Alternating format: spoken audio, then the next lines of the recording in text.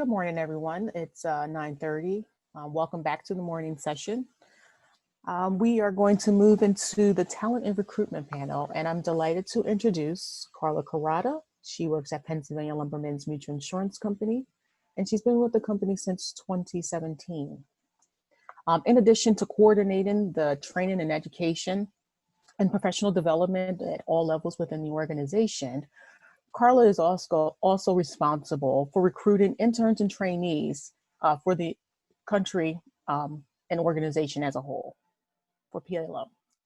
Carla spent 20 years in the nonprofit sector of insurance education as the continuing education director of Camden County College and as the vice president and program development for the Insurance Society of Philadelphia.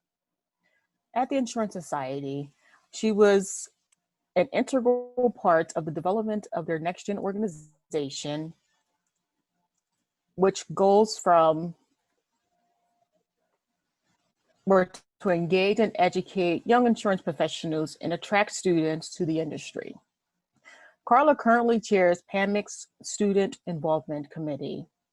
Without further ado, I would like to turn over the mic to Carla Corrado to move into the talent recruitment panel. Good morning, everyone. Thank you for having us today.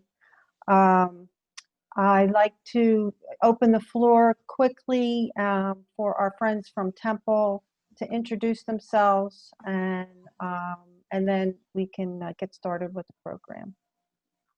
So John, you want to start? Sure, Carla. Yeah, thank you very much.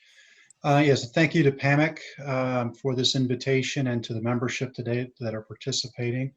My name is John Dormuth. I serve as an assistant professor and director of industry relations at Temple University within the Fox School of Business and more directly in the Department of Insurance, Risk, and Healthcare Management.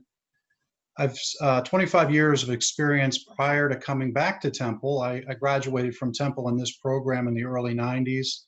It's been a joy to come back to Temple and serve in this capacity, working with students and industry partners and friends of our program over the years. And with that, we have Yvette Styer and two recent graduates, Bryce Johnson and Paul Creely. And so I'll turn it over to Yvette for her introduction. Thanks again. Good morning, everyone, and thanks again to PAMIC for allowing me the opportunity to be a part of this panel. As John mentioned, my name is Yvette Styer. I'm the Assistant Director of Corporate Relations and Events for Temple's Department of Risk, Insurance, and Healthcare Management.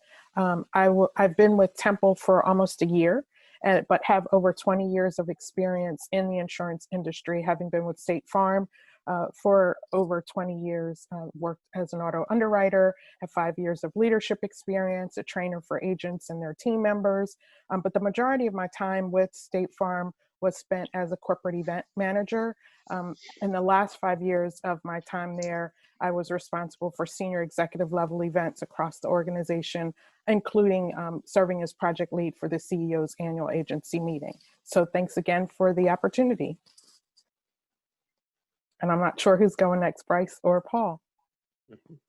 I can go next. So thank you again for everyone attending today and PAMIC for the invitation to allow me to join the panel. So I'm Paul Creely. I graduated in May 2020 from Temple University from the Risk Management Insurance program. Prior to attending Temple, I went to Bucks County Community College where I attained my associates in business administration. And most recently, in August, I accepted a position with Zurich North America in their Philadelphia office as an underwriting associate in the middle market department for PNC. And now I'll turn it over to Bryce. Good morning, everyone. Thank you to PAMIC and the panelists as well. I am a May 2020 graduate from Temple's Department of Risk Management as well. And I have really been enjoying my time at Temple and my 4 years there. I just have recently accepted a job with Westchester in Alpharetta, Georgia in their Inland Marine Department. Great, thank you all. Just to get started, I wanted to talk a little bit about the Student Engagement Committee. I first was developed probably about 2 or 3 years ago. The focus at that time was assisting Bloomsburg University in acquiring a risk management and insurance designation certification program, which has really gone sort of by the wayside recently. So this year we decided to refocus on student recruiting. So giving our companies more opportunity, more tools to actually start recruiting students coming out of college.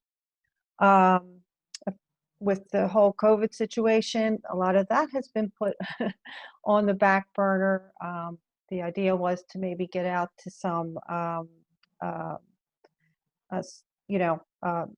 recruiting sessions at different universities, and of course, they're hard to come by these days. But that being said, there are other ways that we can stay engaged with universities and students across the state.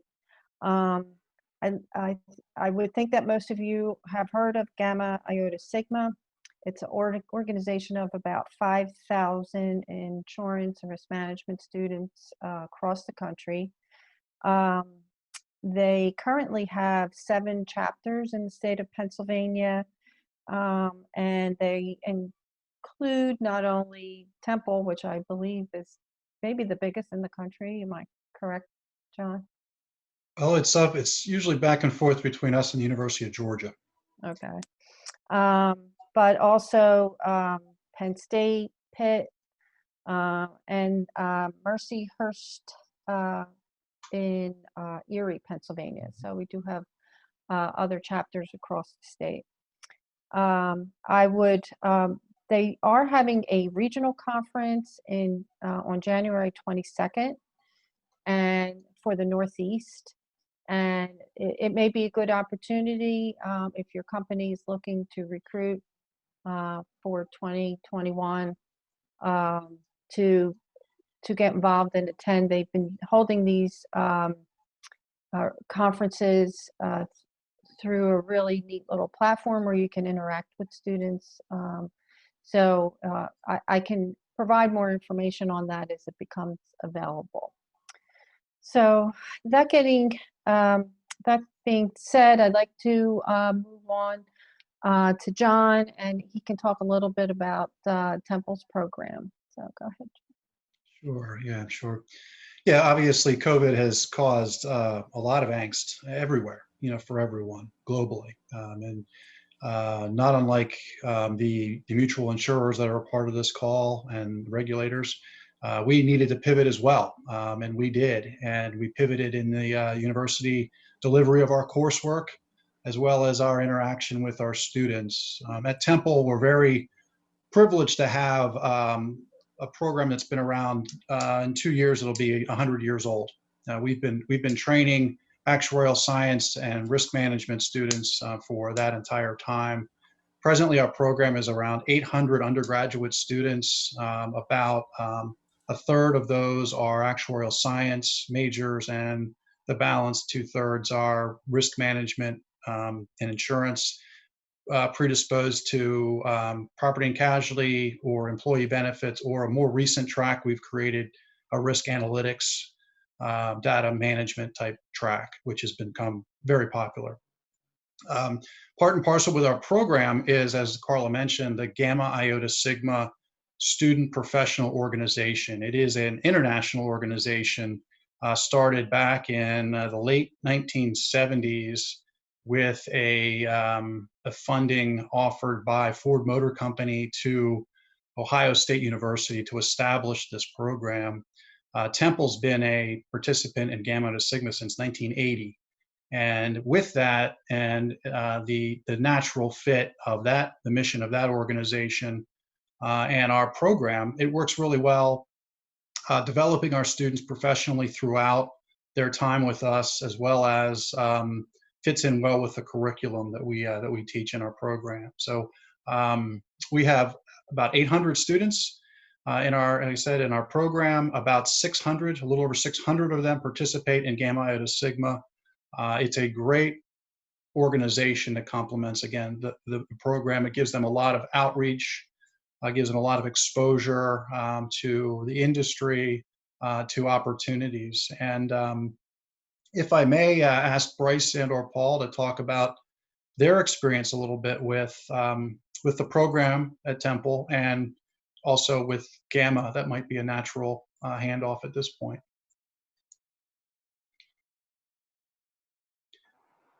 Surely, yeah. I discovered the risk management department as a Fox student.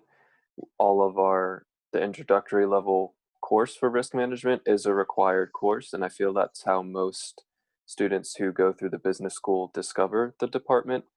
There are multiple sections of the introductory course, and it is a very detailed look at the insurance industry for being an introductory course. We get a little bit of property and casualty and benefits, causes of loss, risk management in general, little an exposure like that. And through that course, it is of course highly recommended to join Gamma Iota Sigma. And that's not to say that you must be a risk management student to join that organization. That's open to any Fox School student. However, joining the organization provides a very robust continuation of what we learn in the classroom through speaker engagements, the opportunities to be officers in the programs. We have professional networking events like CPCU Society meetings that we're able to attend. So I don't want to totally steal the pedestal there, Paul, if you have anything to add related to Gamma. Yeah, so kind of like Bryce and John and Carla was saying, Temple's program really is involved in the Gamma Iota Sigma chapter, and students are encouraged even when they're taking the intro classes at Temple to become involved in the chapter, because it's another way to become exposed to the insurance industry outside of what you're learning during your classroom sessions. And I can say now, as a recent graduate, like some of the events Bryce was mentioning, there's competition events and then different networking events throughout Philadelphia and the tri-state area. Like looking back once you graduate, it's really awesome, like realizing how much you grow your network from these events while you're going through school and being involved in a major, and how many people you can know from the industry already by the time you graduate just by becoming involved in these events and exposing yourself to the industry more. It helps knowing more professionals to advance your career early on when you're in college too, by connecting with professionals who have professional designations, because that is another thing that Temple encourages, is starting your professional designations early and taking the professional exams early on in your college career. So it definitely helps joining Gamma and seeing professionals doing well in the industry that have these designations. That's definitely encouraging as well. Yeah, and thank you guys. Thank you very much. I know there's so much more you could say. You know, as a lot of us on this Zoom session know, you know, insurance is not something that a lot of people find it through the front door. A lot of people find it through the back door. It's common that that's still how it's done, even though we talk about this tremendous talent gap and need for more young people to come into the industry. But here at Temple, we, as Bryce said, there's a required course in the business curriculum that they take that's called Intro to Risk Management. And it's not until the students take that course that they even understand what risk management insurance really is. To that point, they see the goofy television commercials about auto insurance and some life insurance, and that's kind of the sum total of what risk management insurance is. When they take this course, which is taught in a very rigorous fashion, purposefully because we want to attract the right type of students to our major, they understand a little bit more about what the industry is and the breadth and depth of it. And Bryce and Paul are great examples of two that took the course, were turned on by the subject matter, and charged right into it.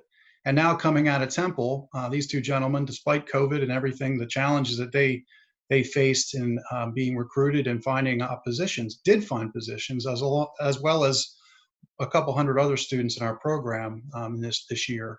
But these students are predisposed to the industry. That's what we're training at Temple. Within our program, we're training individuals that are predisposed to the industry, ready to go.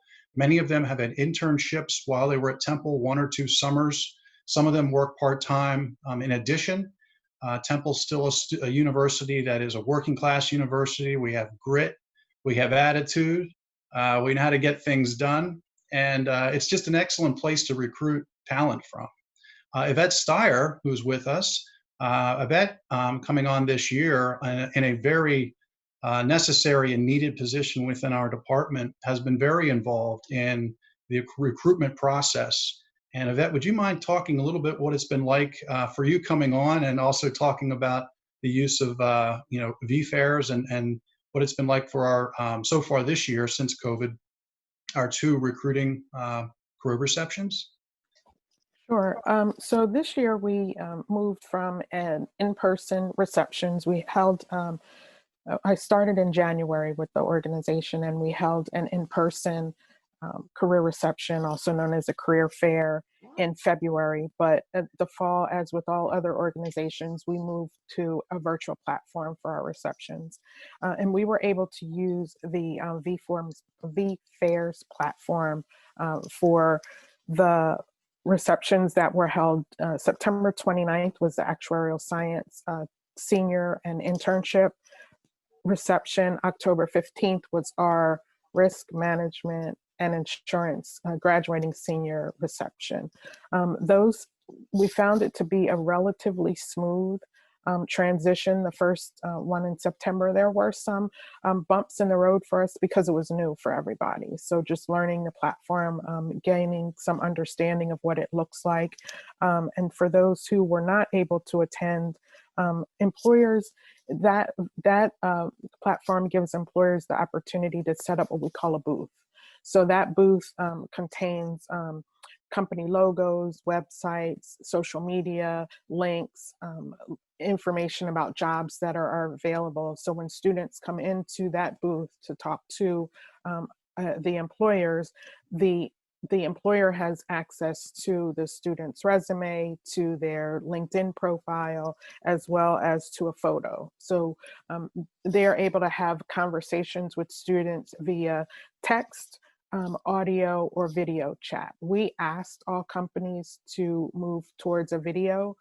We wanted this experience to be as much like an in-person reception or career fair as it would, even though it was virtual. Our students were prepared for that. They were dressed in business attire, and they were ready for the video in interaction with the different companies. We had relatively a lot of positive feedback from the companies that participated, and it was nice because they had other platforms to compare VFairs with. In terms of the ease of using it from the employer's perspective, as well as from a student's perspective. Yes, we had bumps. It's a virtual environment, so there are always going to be some bumps with doing something for the first time. But the second time, when we had the event in October, even though it was only 2 weeks, we had learned so much between those 2 times, and the process went a lot smoother that second time. Carla, we could go on, but perhaps you have something else you'd like to direct us toward, or is there time for questions at this point? What I'd like to emphasize is the fact that this is a really good time to start recruiting, even if the students won't be joining your firms until maybe late May or early June. I recently posted our internships and a couple trainee positions through our LinkedIn portal, and I received over 160 applications. So the struggle for the small to mid-sized mutuals is the competition we have, particularly with some of the larger universities like Temple and University of Pittsburgh, with the larger insurers, the Chubbs, the Zurichs. I go to these national events for Gamma, and I literally have to drag people into my booth because then they're all lined up at the larger companies. Not that I can blame them for that, but it does become a little difficult sometimes to attract the high quality students from some of these programs. So, so what I would like to say is, if you have a university in your area, reach out to them. Their students in their finance departments or their business administration, wherever they are, would probably be very interested in working for a company, a smaller size or local company like yours. So don't limit yourself to just the risk management programs. They do have the quality students, but you can, a lot of students can easily learn the industry just as well as many of us did on our own. The other thing I'd like to mention is we had the opportunity a couple years ago to sponsor an international student. She happened to be a Temple student, and it was our first go around in something like this. It's not an easy process right now, but it definitely can reap a lot of benefits. The international students, I believe they're allowed to stay in after graduation for about a year, and then they need to be sponsored by a company. So it is a legal process you must go through. It is sort of arbitrary. They have a pool. They put everybody in, and hopefully your name gets picked. We were very lucky. Our student got picked on the first try. And I have to say, she is or will be probably one of the best underwriters PLM will ever have. Our international students are very hardworking, willing to move around, work hard, and it might be a good investment to get one of those high quality type students.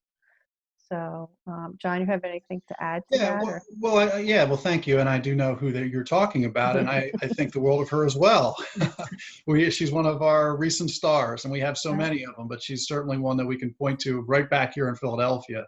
Our students tend to travel and relocate. Paul chose to stay in Philadelphia, but Bryce is going to Alpharetta, Georgia.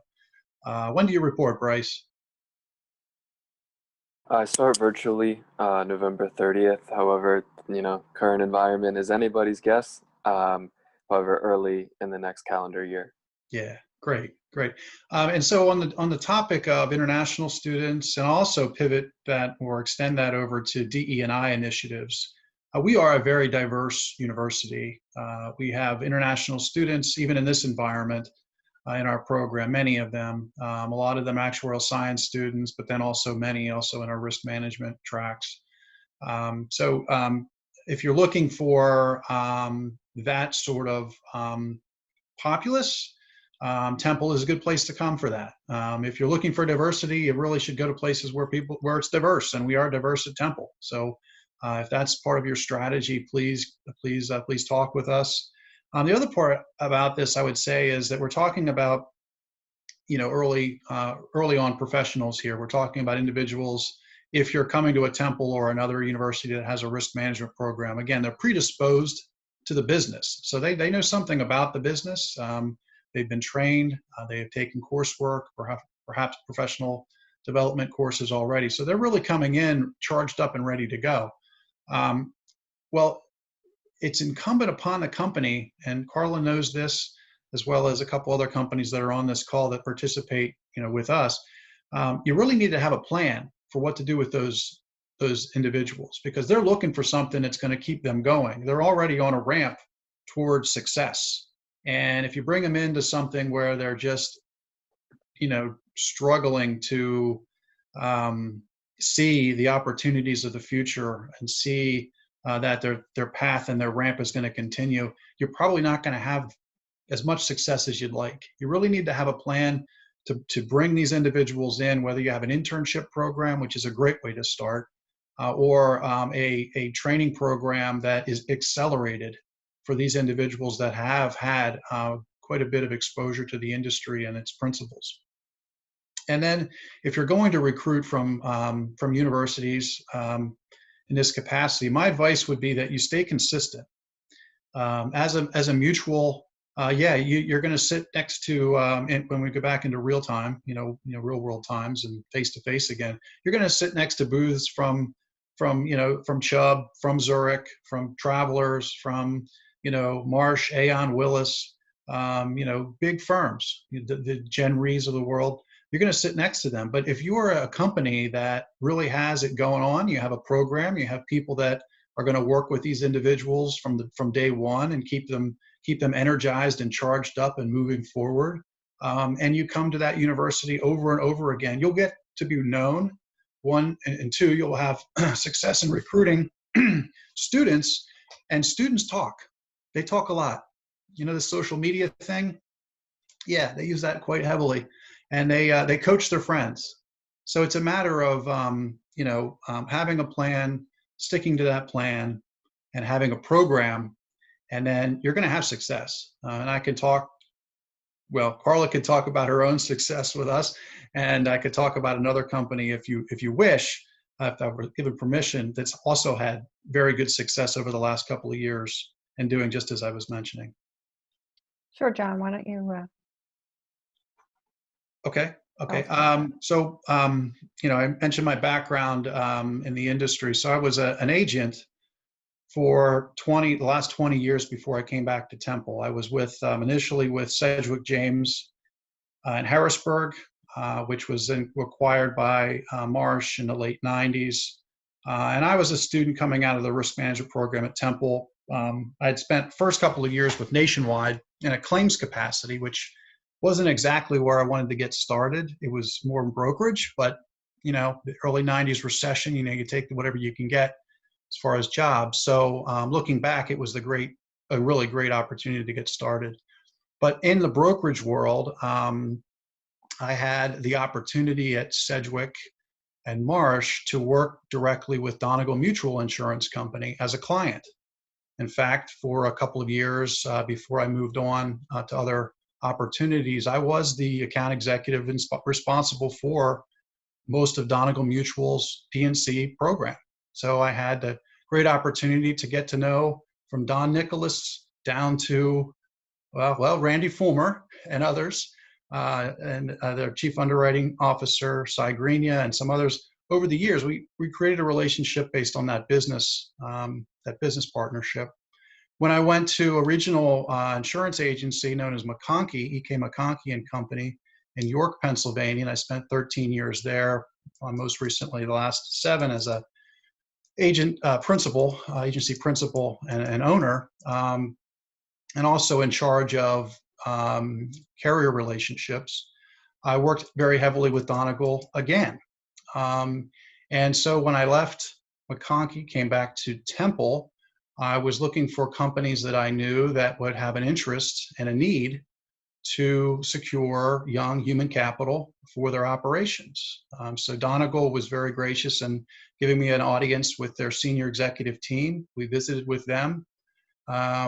Fortunately, their CEO, Kevin Burke, had experience with Temple in his younger years with another company he worked for in recruiting from Temple, and was completely behind it. From the top down at Donegal, the mission was work with Temple, see what we can do, and report back. So now it's been about 3 or 4 years. They attend most of our career receptions. They've hired probably at least 7 to 8 students from our program, doing really well. We get good reports back from them. They have an internship program. They have an onboarding young associate program that works really well into their underwriting practice. And it's working really, really well. And Donegal sits next to the companies I was mentioning, the big stock companies that you guys all know in the market. And they're having success. And there's no indication for the future that they're not going to continue to come back and recruit from our program. We're really exceptionally happy about that. We look at that as a win-win-win. It's a win for the students, it's a win for Donegal, and it's a win for our program. We'll take those every day. Yeah, that's exactly, what I think a session like this is all about. It's about the path that a company can take because the resources are there. It's just a matter of accessing them. So we do have a couple questions, and I think these are directed towards our former students. So if Bryce and Paul would like to answer. One of them is, what are the top things current students are looking for when deciding on a carrier to work for? What would attract them to a small carrier? Something that you had alluded to, Carla, and then John also addressed a little bit, is that for students, a lot of our job search is name recognition. And so a really great way for some of these mutuals to get, I guess you could say, their feet wet would be within Gamma and within the department. We do have separate committees, and there is a property casualty committee, there is an employee benefits committee, and throughout the meetings of those committees, the department places a heavy emphasis on bringing young professionals back to speak and act as presenters at these committees. And for a student, that's invaluable, is that we see somebody, quote unquote, like ourselves, who actually is in the industry and is doing well, and it is a visual reminder as to what we're working towards. And these young professionals, these presenters, represent the companies that they come from, and they do speak about these companies, they speak about their roles, and it's a fantastic way to get that name recognition to those students, is because we can talk about the stock companies, we can talk about the mutuals, but I know Donegal from school just as well as I knew the Chubbs and the Zurichs. Is just because there has that reputation with the students, the continued exposure and recognition through these, not just career receptions, but speaking with young professionals, working with these carriers is really, really invaluable for the students. Yeah, kind of like Bryce was saying, and then John even mentioned it earlier. When I transferred to Temple, my class schedule was set up. I wasn't even initially planning on taking the Intro to Risk Management class during my first semester. When I transferred in, all I really knew about risk management insurance is Geico and health insurance, and I still tell people that today when I first meet them. That's how much I knew about the industry when I first got started in the program at Temple. But I had a family friend that graduated from Temple's risk program who recommended it to me and exposed me to it. And I was really grateful she did, because otherwise I probably would have took the class later than I expected and would have graduated past another year to go through the major. But like they were saying, I think a big part of it is just becoming more familiar with smaller to medium-sized carriers. I know I met with a lot of professionals who said there's pros and cons to larger and smaller companies, and it's definitely true. So I think just becoming more familiar with the smaller companies, and a lot of students wouldn't have a specific preference on the size. Some may prefer one more than the other, but a lot of them are open to both size carriers. So I think just becoming more familiar with the smaller to medium-sized companies, either through events, it doesn't even have to be specifically at a university, like just throughout the region. Temple is involved in the local Delaware RIMS chapter and the Insurance Society of Philadelphia. So having your company participate in events like that, so students can become exposed to employees and the companies through those events, is a great way to do it. I know over the summer, the Insurance Society of Philadelphia had a virtual internship series that was open for even recent graduates. And I know a lot of presenters from there were from companies that I may not have heard of before if they weren't involved in these events. So I think that's a great way to, introduce your company in that way too. And then I know, since especially now for the foreseeable future, who knows when those type of events will come back, but a lot of networking for me over the summer, since those events were canceled, was reaching out to professionals through LinkedIn and talking with them about their experience and how they got to where they are, and learn more about their companies. And, it wasn't even about a specific company. I was just reaching out to professionals in areas of the industry that I was interested in. And it definitely stands out to me when I reach out to a company and, like 5 employees or so, and I could tell that they saw my request, but they didn't get back to me, but another company, maybe all 5 of their employees got back to me and they were willing to meet with me. So I think that definitely stands out too, that you're willing to reach out to younger professionals in the industry and either coach them or just provide more insight into your company. That's a great way to do it too, actively reaching out for the students and informing them about your companies. Yeah, to that. Go ahead, Carl. I'm sorry. No, go ahead. I was just going to add to that, these are, first of all, these are business students at our program anyway. They understand how to make a budget. They understand disposable income. And many of them are willing to relocate. Many of them are not from cities.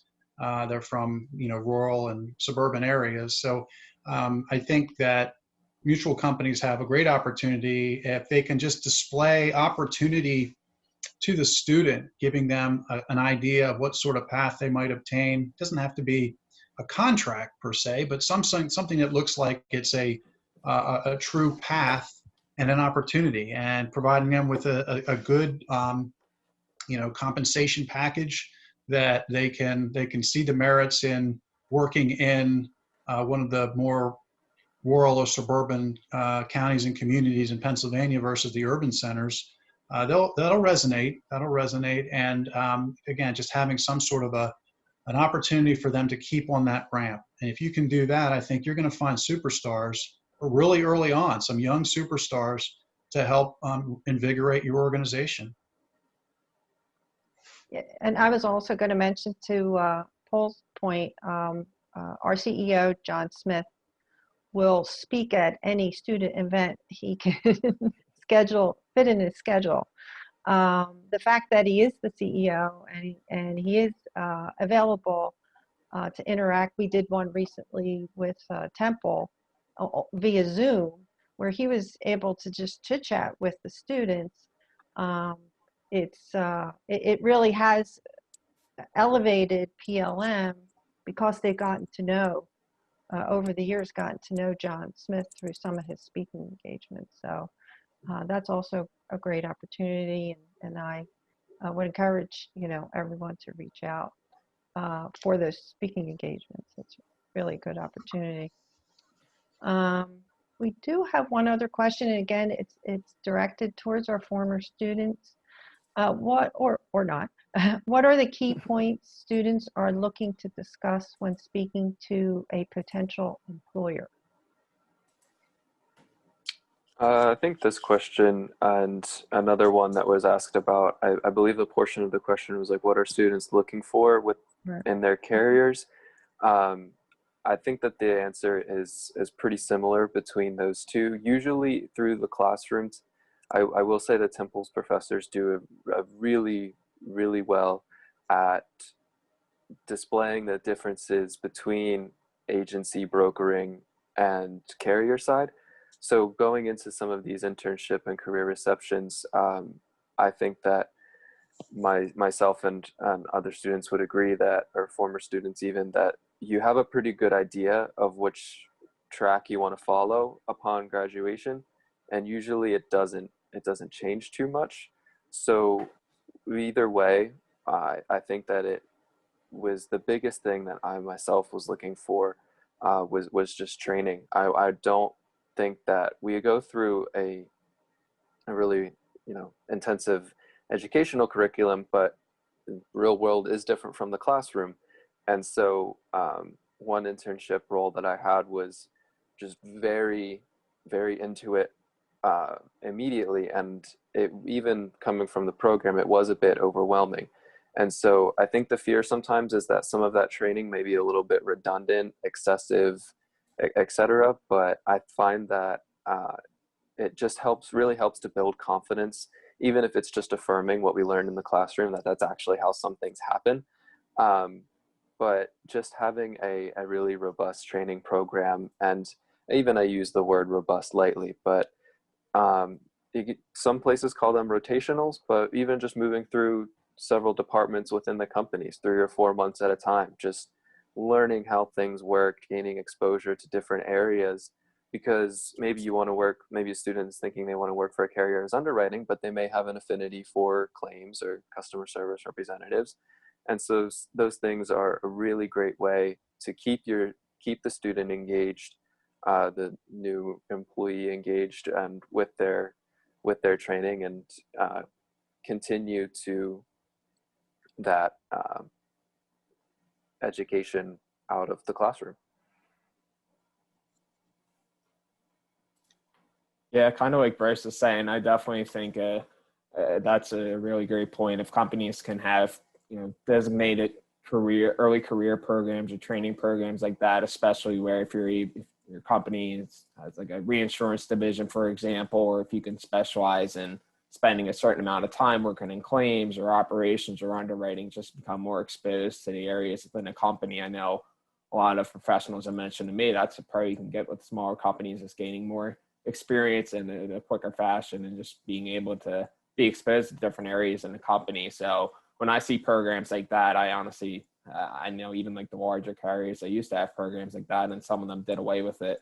So it definitely really stands out to me. And I think those programs are awesome where you're able to get exposure in different areas like claims and, primary underwriting and reinsurance underwriting. I think it's a great way to just expand your knowledge in the industry early on. And a couple other points I think would be great that former students look for when they're interviewing is specific questions when you're interviewing. So like over the summer, interviewing with a few different companies and who are all virtual, but so many interviews, like I remember one with one company, it was just like the first question was kind of more just like one of those random scenario based questions. And I think those are good to understand your candidate's personality more, but I could tell like throughout the interview it was kind of just like one question after the next and just going on to the next one. And half of them were just those kind of like more scenario based questions, where the interviews that would stand out to me more are specific questions asking like, oh, how do you, give me an example of how you multitask, or how would you handle this situation if you had an account with one deadline and then another one came up and somebody was asking you to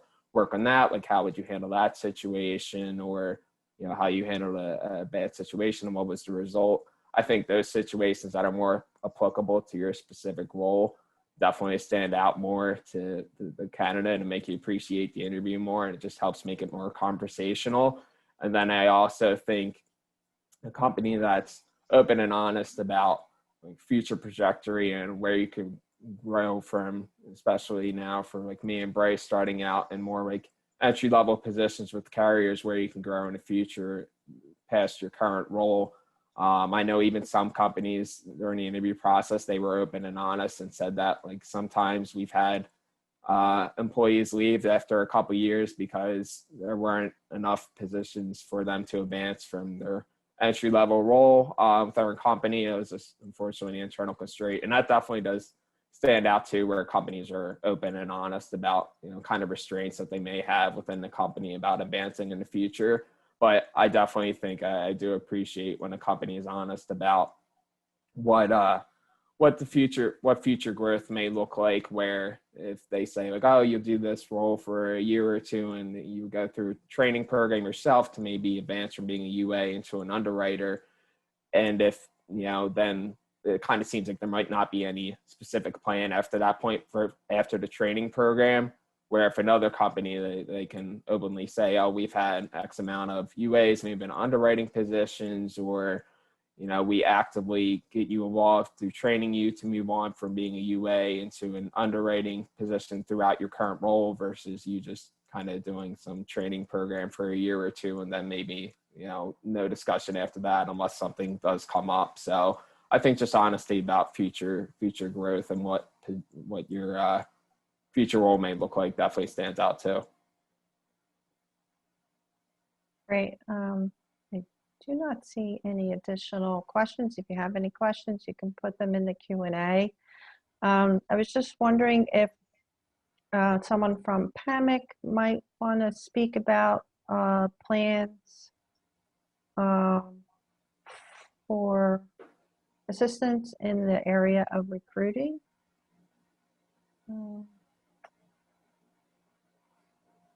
And Carla, perhaps also it would be beneficial to the group to understand, when I say these are business students, Paul and Bryce are classic examples of our good, really great grads coming out. Maybe they could describe for you as a group what core courses in business they took along with what core risk management classes they took, just to give a sense. So I think a lot of people think that we just teach the CPCU curriculum and that's kind of it. But they can probably elaborate and expand upon that. That's not exactly the case. Sure. Yeah, so I mean, kind of like John was just saying, we take for the risk management program specifically too, we definitely take a lot of interesting classes where I've had professionals who would look at my resume, and we'd have an international risk management class where we learn about international insurance programs and international risk management principles, which is a really interesting course. And then we have a specific class that goes over enterprise risk management. So stuff really interesting, like how we expand our knowledge in the industry and broaden it out through those classes, but as well as our business classes. Temple is a great business program where we have classes on supply chain management, project management, as well as marketing, finance, accounting. And those classes, especially now looking back, it really helps when you're in your role in the industry, where especially the finance classes, like I'm studying for the CPCU finance exam now, and I'm really glad that I had those finance classes in college, because everyone in the industry told me this is the hardest exam you'll have to do for the CPCU. So like looking back, I'm really glad that I had those classes where now when I see those ratios and formulas, I'm like, oh yeah, I do remember learning about, net income, or what's the difference between an income statement and a balance sheet. Like I've already learned that in college. So it definitely really helps those classes, and being able to build on those classes and tie them into what you're doing in the insurance industry really helps as well.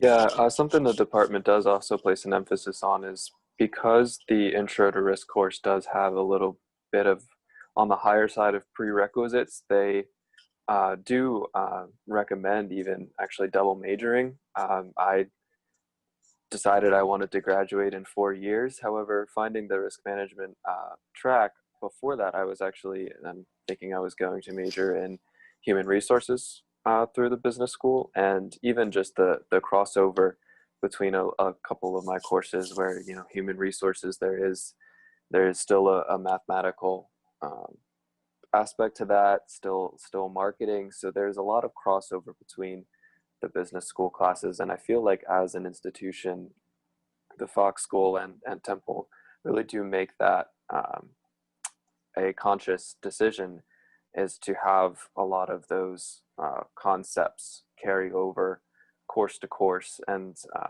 there is of course, there's no order to prerequisites, but you feel the flow in between the classes. And for, like Paul had mentioned, for example, having finance and accounting both as separate courses, you begin to understand the differentiating between the both, and still having courses such as human resources and marketing. I feel like there was something that I learned and carried over from each course to all of my subsequent ones through school.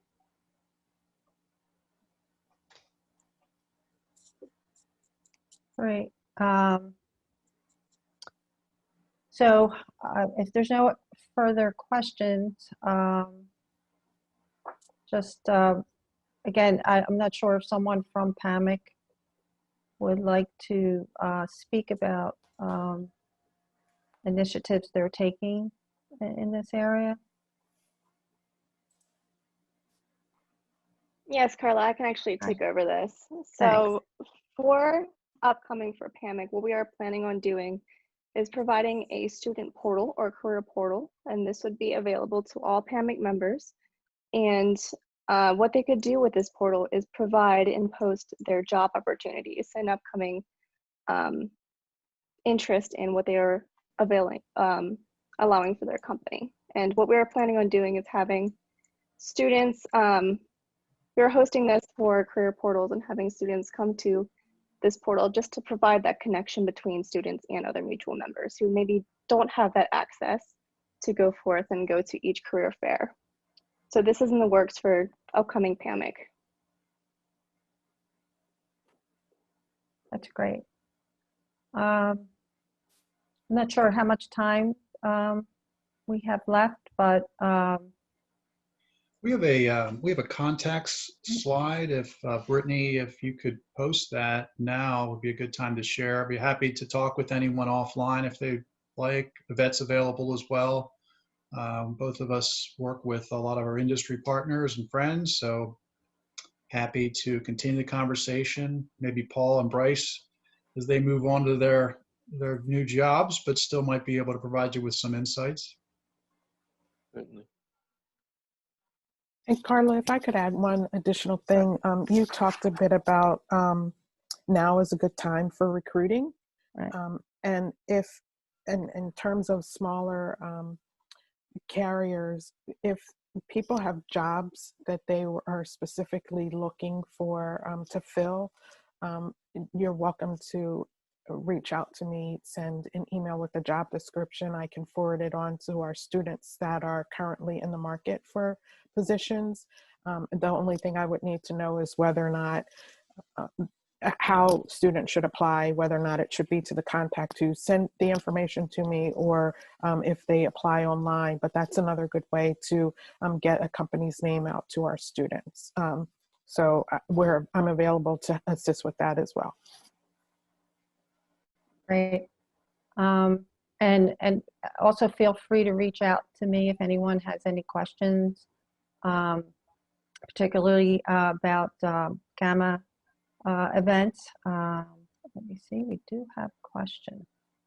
Paul, briefly, can you please touch upon your virtual or in-person onboarding process you've undergone throughout these past couple of months? Specifically, can you provide some key takeaways or suggestions you can provide to fellow PAMIC companies as far as best practices, what your thoughts was well done, suggestions and challenges? Yeah, so hey, it was definitely a crazy time to be graduating and entering the industry now, where like I met with professionals that graduated like during the 2008, 2009 financial crisis, and hearing from them about their experience. Definitely feel like I went through a similar experience entering the job market during COVID, where I had a couple interviews in May with a couple carriers, and one of the companies, they were planning on doing, if I was going to move forward with the company, they were planning on onboarding me virtually, where at the time those companies are on hiring freezes. So I was kind of surprised by that. And then I went through a second interview with them. And then after that point, they kind of abruptly told me, oh, we decided we're no longer going to move forward with this position at the time of putting on hold. So I was definitely like kind of disappointing how that came up abruptly. Even though they were planning on starting remotely, that was definitely challenging, where I had an interview with the second carrier who we were planning on interviewing for a position, and it was in New York. And when I started the interview, the employer told me, oh, we decided, you know, since this is a more entry-level position, we want our candidate to be in the office.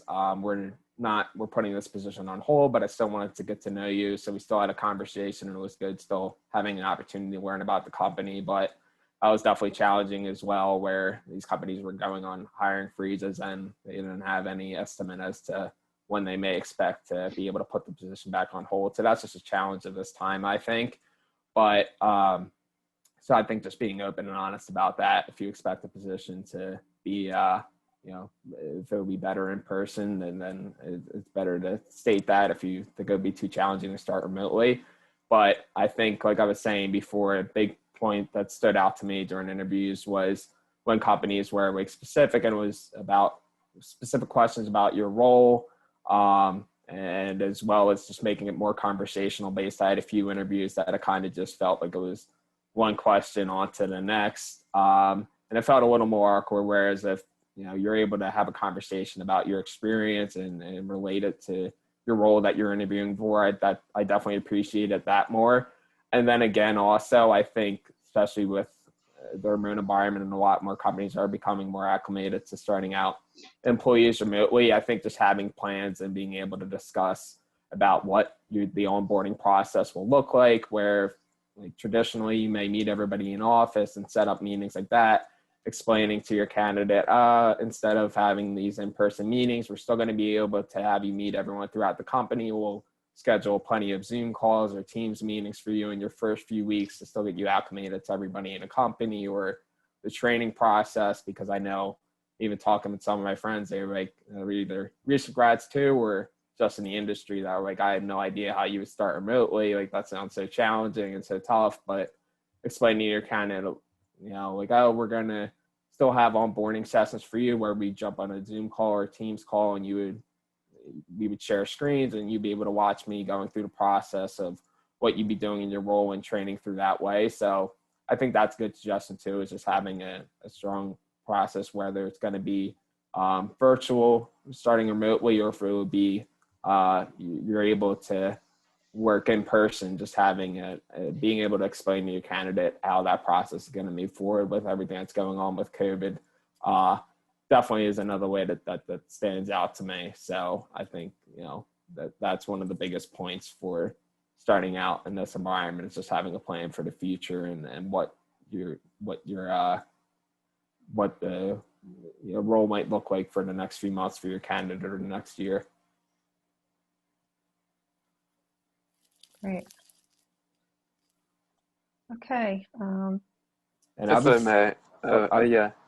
I was just going to say earlier, I meant to mention it before, but I didn't know Carla mentioned, and this is definitely, I think it'd be great for the smaller and medium-sized carriers, where I know at Temple, yes, the students get asked if they would like to, if they're willing to relocate or they're not willing to relocate, or if they'd be willing to relocate nationally, internationally. And I know a decent amount of students who weren't looking to relocate and were looking to stay more local. So I think for the smaller, medium-sized carriers, that's definitely a big plus, where these students who may not be willing to relocate, it might be more challenging for them to find positions with the bigger carriers. So they would definitely be open to the smaller and medium-sized carriers to be able to stay local and be able to, you know, become involved in the industry and find a career in the industry with the smaller and medium-sized carrier. Because I know there's a lot of students who were willing to do that. It was kind of by coincidence that I ended up staying in Philadelphia, but I know a lot of students are looking to stay in the area. So there's definitely a lot of opportunity in that way too.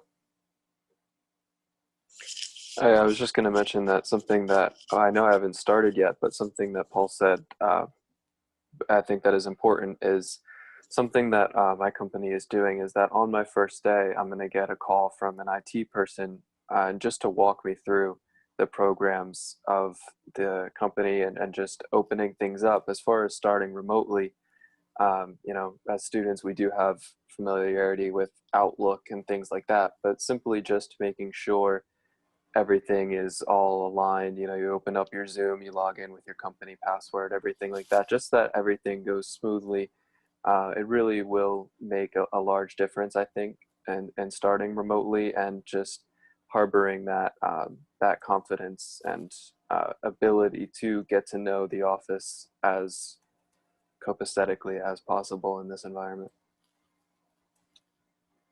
Yeah, and I might add, just starting new people in general, a daily contact with your manager is a must.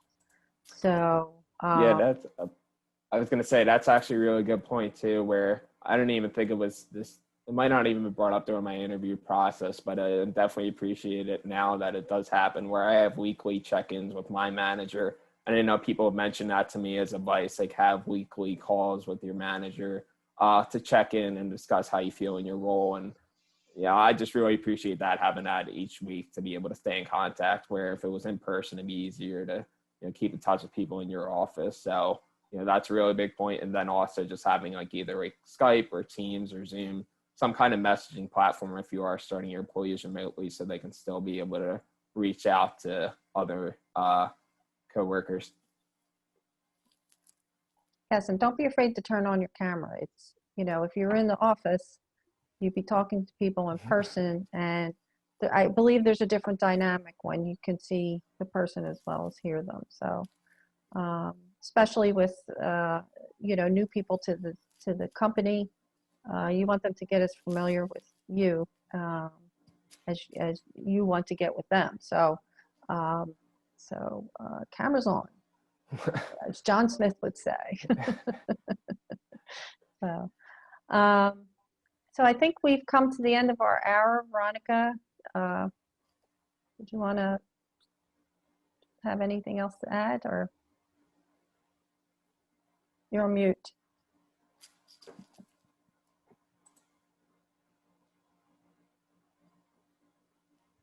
There we go.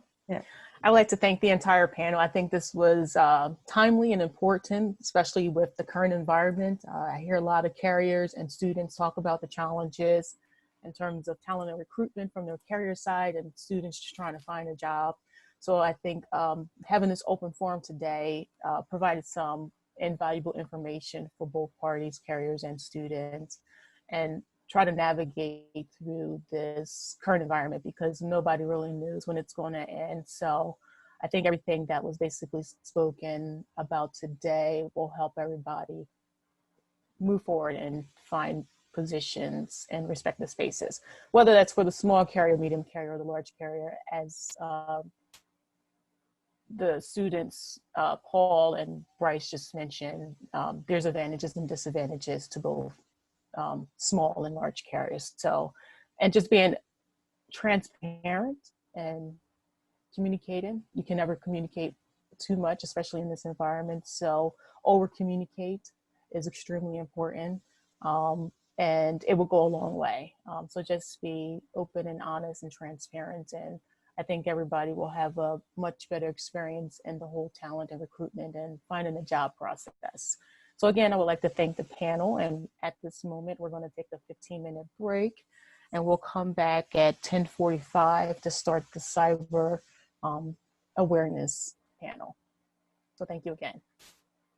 Thank you very much, Veronica and Randy and Carla and all those at PAMIC in this committee. Very appreciative of the opportunity to present to you today. Thank you. Thanks, John. Thank you, everyone. Thanks, Yeah, everyone. thank you, everyone.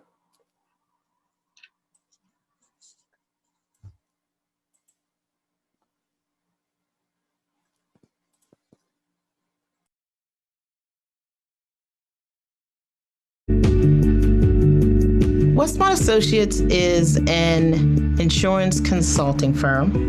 If it involves insurance, Westmont can handle it. We have the ability to understand what our clients want to do, take their innovative and creative ideas and turn them into something that a state regulator can understand and work with. We have global clients, we have local clients, but we strive to make each client feel like they're our only client.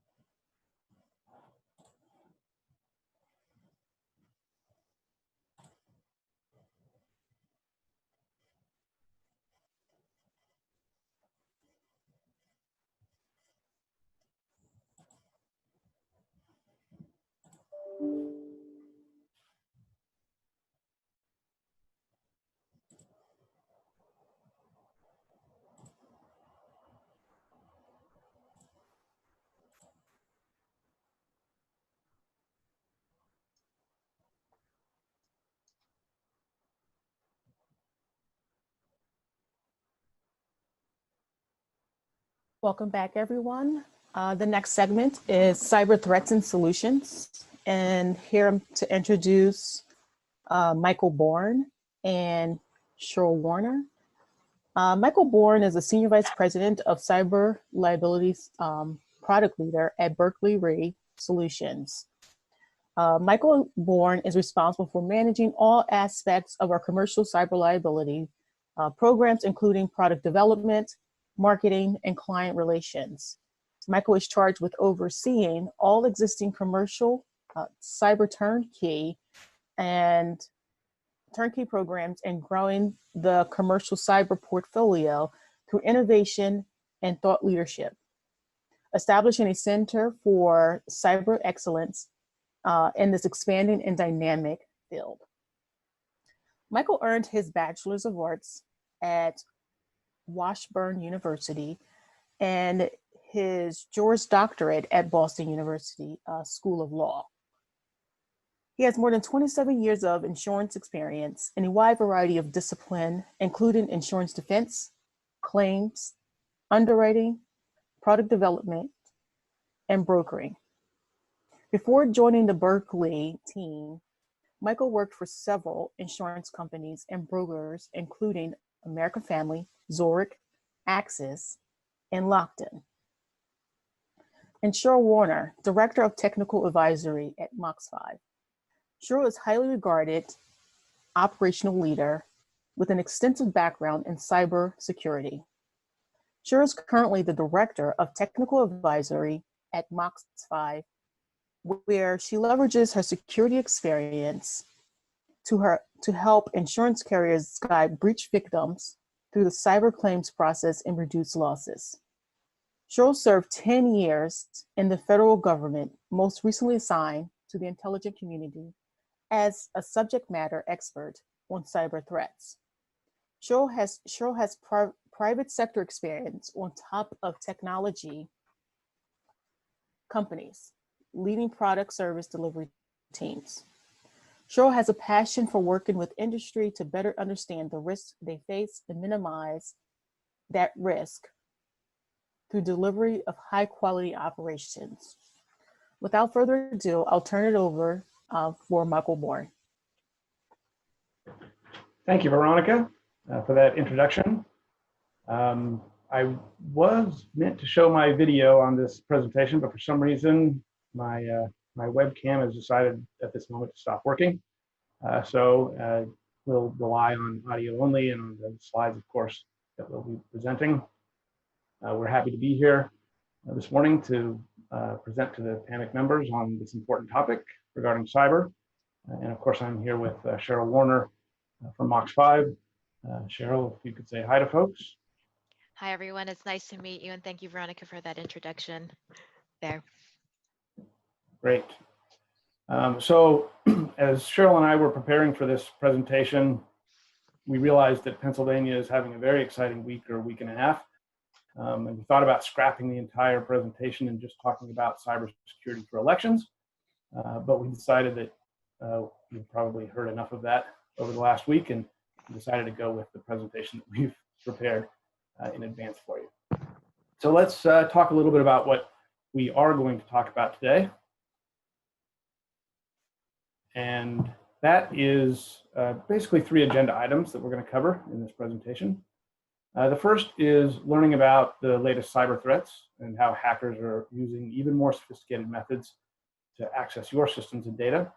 And we'll include with that a discussion of the unique risks associated with working from home. Then we'll move on to talk about some simple practical advice on how you can mitigate some of these risks.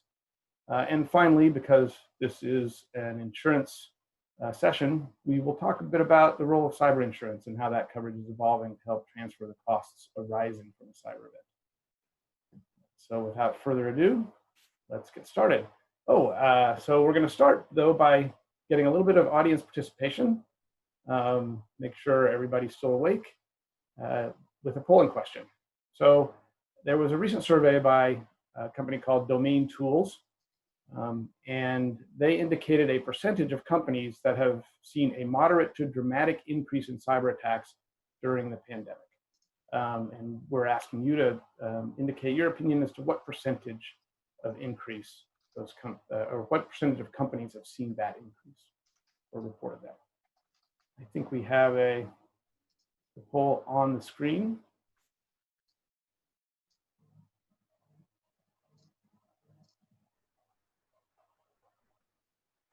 And we'll give it a little bit of time for people to answer.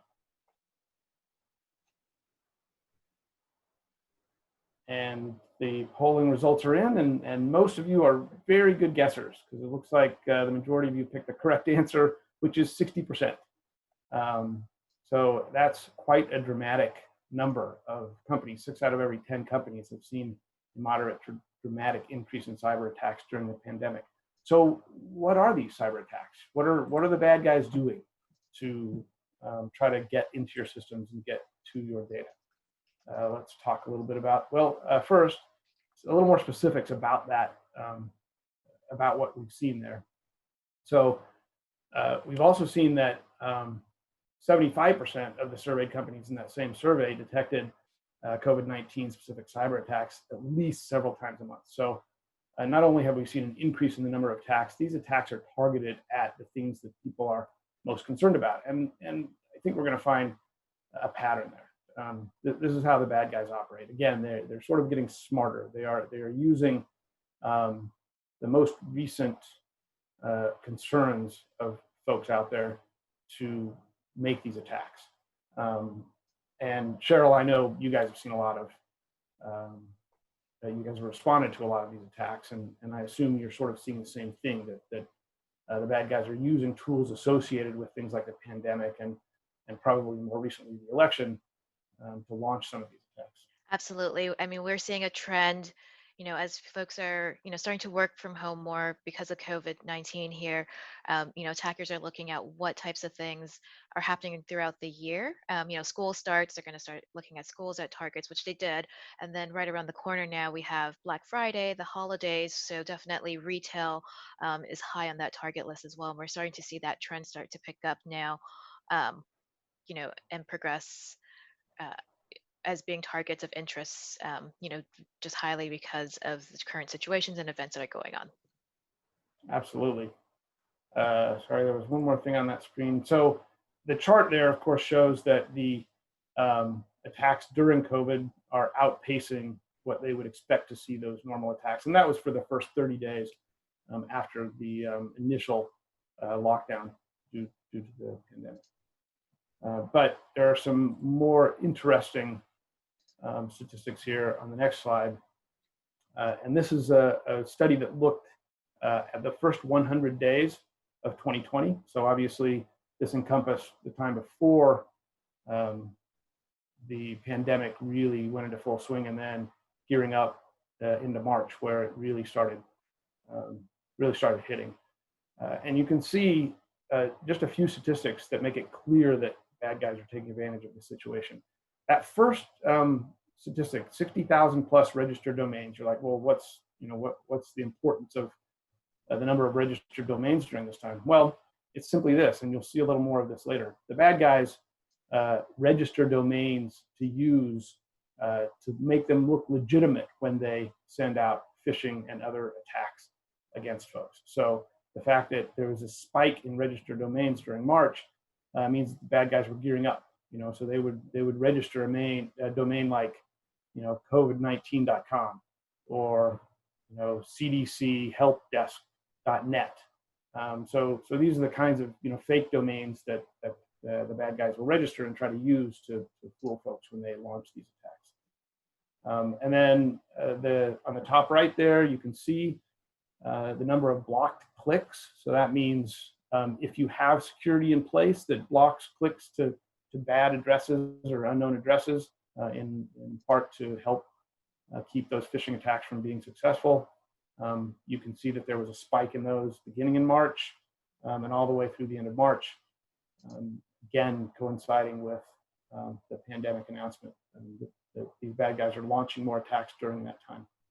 And the same thing for blocked domains. So it's the same thing as blocked clicks is when you try to go to a domain that is suspicious or suspected or on a blocked list.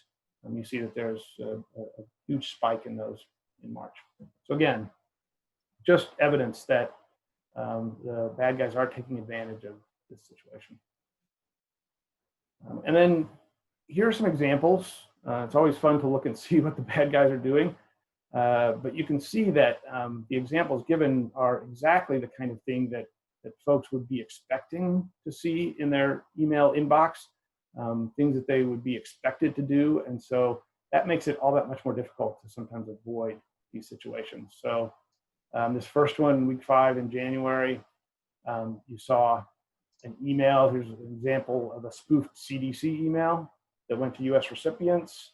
And it purported to provide information on local virus cases for personal safety purposes. You know, pretty standard stuff, right? Stuff that we would all be interested in. I'm sure CDC wants to warn of virus cases in my area and what I can do about that. Sure, I want to read that. I want to click on that link. So this is just an example. On the top right, we all know that our travel plans have been disrupted by this virus. And we know that the airlines are actually doing a fair job of trying to reimburse folks and allow people to change their tickets and cancel their flights, things like that. So it wouldn't be surprising for us to get an airline flight refund email if we had travel plans. So again, this is something that was seen in March, where they were offering recompense for holidays booked. And of course, the landing page is requesting personal details, including your payment details, which is where the bad guys get that data. On the bottom left, this is an example of working, the remote working. Both the bottom two are both examples of this work from home and how that can make things a little more difficult, right? So we've got this all staff's mandatory COVID-19 update email, right? So we've all probably seen emails like this from our IT department saying, hey, we've put in some specific policies in place. We need to update your system in order to secure your at-home or work from home workstation. Please go to this link to do so. Again, these are the kinds of things that the bad guys are doing that seem very reasonable to us when we see the email, and that's how they're catching people. And then the last one, of course, is the work remotely enrollment email. Michael, pardon me. Yeah. Nobody's able to see the slides that you're speaking to. Okay, let me see here. Let me try that. Can you see them now? There we go. Okay, great. Thank you. Sorry about that. So anyway, these were the slides were just showing the examples of these emails that are coming in that are specifically targeted at the situation, right? Instead of just being a general, hey, you won the lottery kind of email, these are specifically targeted. And Cheryl, I don't know, are there similar kinds of things that you've seen as your company has responded to these breaches? Absolutely. I mean, the threat actors here, they're not doing anything sophisticated. They're taking, hot topics, current events, and utilizing those for phishing emails, emails that have documents in it, PDFs, Word documents, that enable you to click something. And they're just really trying to go after users in hope that something gets opened and clicked just so that they can have their malicious content then downloaded and get access into an environment. But very much like you laid out here, Michael, these are all the different types of things that we're seeing. It typically starts with an email and a user, unfortunately, that clicks something or opens some sort of attachment that allows attackers to get access. Great, thank you. So, we've seen what some of the bad guys are doing. Let's see what the results of those attacks are on companies that suffer attacks. And we know already that the cost of responding to some of these data breaches, some of these system compromises are going up, but here's the evidence for you. We've got a study here by Net Diligence, a claims study that shows the claims that have come in on cyber insurance policies with regard to these breaches. And you can see the increase in 2019 for the cost of the left-hand side is the cost of ransomware specifically, and we'll talk a little bit more about the specifics of ransomware since that seems to be the most prominent type of attack these days. But you can see there that the average overall cost of the incident has gone up to $275,000, which is, for a small to medium-sized company, that's a lot of money. That's potentially a business-ending kind of event. And then on the bottom right, you'll see the average cyber claim costs overall. So that's for all types of cyber claims, not just the ransomware claims. And even that is at now, $100,000 for 2019 for small to medium enterprises. And then the top right statistics are just a little bit of insight into just how many records have been exposed in breaches. In 2019, a total of over 7,000 reported breaches exposing 15 billion records. Now you say, well, there's not even 15 billion people in the world. That's true. And we're not talking about how many individuals' information was exposed. We're talking about each kind of record that might have been exposed in any particular breach.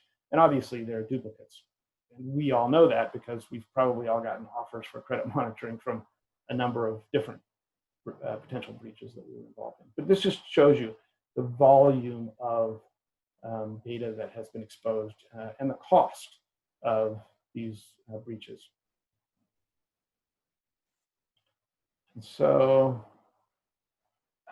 let's focus in now a little bit on remote working and working from home and how that has potentially affected the cyber security landscape. We all know that there are challenges for working from home just from a day-to-day and business standpoint, but what are those challenges for cybersecurity? And if you look on the left-hand side, you'll see that before COVID-19, the people working remotely had already grown. So we were already sort of shifting to some of that work remotely paradigm.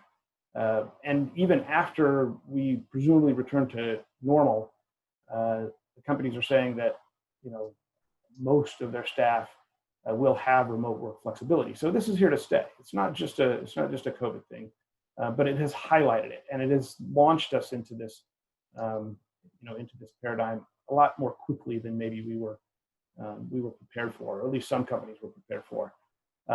There was a study in which they asked risk managers, what are your greatest fears associated with everyone now working from home, especially given that the human element may be the weakest link, right? People are potentially the weakest link in security.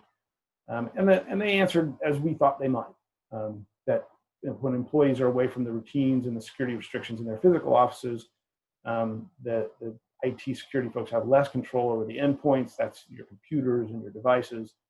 And specifically, they're worried, of course, about phishing emails and business email compromise, data loss, and just general complacency that leads to carelessness. I love this quote on the bottom right of the slide. One of the survey respondents said that there was not enough space to list all the risks associated with employees working from home. So clearly there is some concern. And then these statistics from domain tools on the top right part of this slide, you'll see that the good news is that 64% of organizations said that they had the infrastructure set up to enable high volume of remote workers. But conversely, if you think about that, that means that 36% of companies didn't, right? So, fully more than a third of the companies out there weren't really prepared for the shift. And when you're not prepared for the shift, that's when mistakes happen, and that's when security can sort of fall through the cracks when you're trying to scramble to be able to allow your employees to even work remotely. Maybe the middle statistic highlights that because the 60% of the companies responded saying that they thought that they were more vulnerable to cyber threats when all of their workforce was working from home as opposed to being in the office. And Michael, we're definitely, we're seeing that trend here where, as companies are, in the beginning of March, gearing up to be able to have their employees work from home.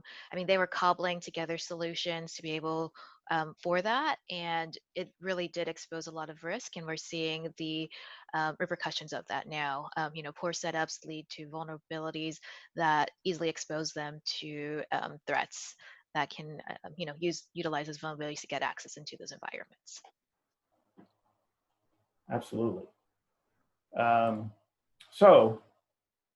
Obviously, working from home has increased exposure and is making people nervous.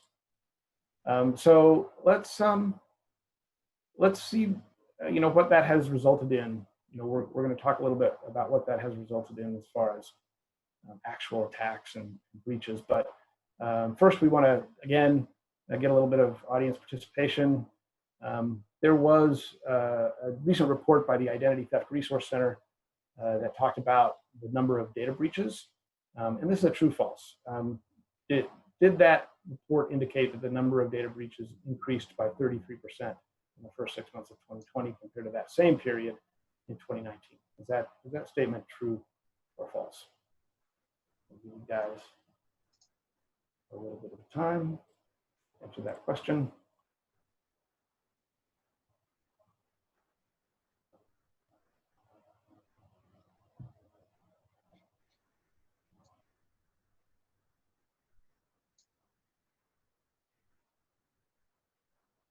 All right, so we're showing the results at 70% true and 30% false. And I will have to admit to you guys that this was a trick question. The key, there are two key things about the statement that make it actually false.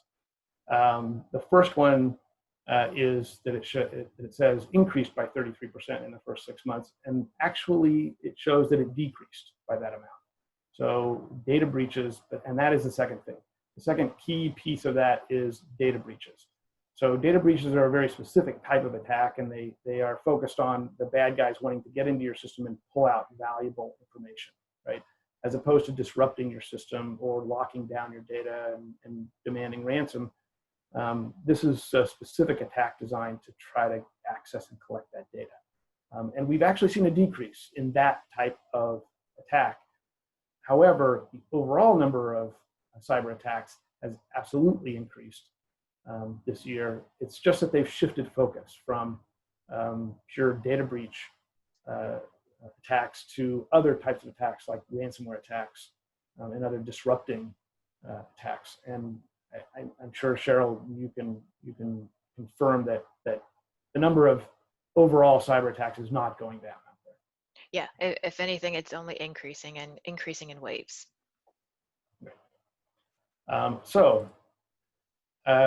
What are bad guys doing, right? How are they? Why are these attacks increasing, and how are they gaining access to systems and data? And this is just a few examples of some of the sophisticated tools that are available out there, right? So you've kind of, and we're going to talk about this specifically when we talk about the ransomware attacks, but you kind of see a divergence in the attacks that are happening out there between the folks that are using preset tools, and this is the thing that amazed me the most, that there are these easy to use bundles complete with tutorials that non-tech savvy people can get a hold of and use to launch their own attacks out there.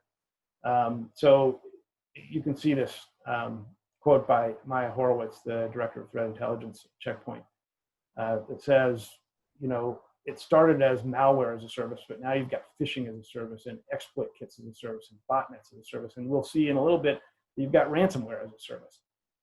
So that means that, unsophisticated guys that just want to make a little extra money can now get on there and learn how to do this and get the tools that they need to launch these attacks. So that's obviously increasing the amount of attacks that we've seen. Then on the other side of the coin, you've got the folks that are becoming more sophisticated and using smarter tools in order to make these attacks more effective. One example is something called rose phishing, in which they're utilizing social media to do reconnaissance. They're really digging into the company and to the people in the company that they want to target. And the more that they learn about them, the easier it is to send them customized emails, phishing emails that really look like they're legitimate, right? Because they reference things about that person that, you know, just a random bad guy on the internet wouldn't know. And so that makes them much more likely to think it's a legitimate email and to click on that link. And Cheryl, again, I'll ask you, have you been seeing both of these kinds of attacks in breach response? Yes, the as a service, I mean, that is where we call it like the criminal infrastructure is moving to. And when you say as a service, that whole upper right-hand quadrant there, it really talks about access. And, you know, what we're seeing are these threat actors selling access to other threat actors to do whatever they want at that point. But really focusing on, can we, you know, how many places can we get access to, and then commoditize that to then sell to other bad guys to utilize that access to whatever way they need to. So we definitely are seeing that, you know, that spread happen a lot more. So if you hear the names TrickBot, Emotet, things of that nature, those are the as of service kind of malware and propagation things that we're seeing now. For the rose phishing, I mean, you know, these threat actors are adapting and getting smarter, and they really are trying to look for things that give them the biggest bang for their buck here. And so they'll do their, you know, due diligence, their research, reconnaissance. You know, marketing on LinkedIn is great, but it can also be a double-edged sword there. And so, you know, if you're talking about raising rounds and, you know, hiring this security person into your company, and you label all of that and you put that information out there, they're looking at those types of informations and utilizing that to create, again, phishing emails, things of that nature to kind of lure you to click and open email attachments for them to then get access into it. And they're looking at the higher, you know, revenue businesses now to have easier targets versus the small SMB types of businesses. Yeah, and nowhere has that been more obvious than the increase in ransomware attacks. Yep. And that's what we'll talk about next. So, I mean, everybody's heard of ransomware attacks by now, right? It's the sort of hot cybersecurity topic, and it's where we have seen the most activity, I think, in recent months.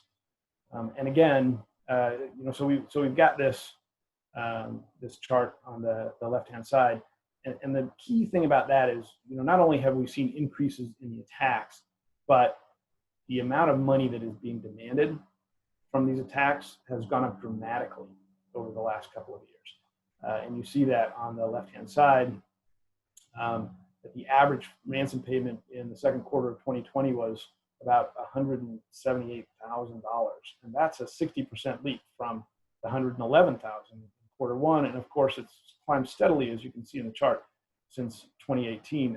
I remember when, you know, ransomware attacks, you know, where ransomware demands were, you know, $1,000 or $2,000, $3,000, right?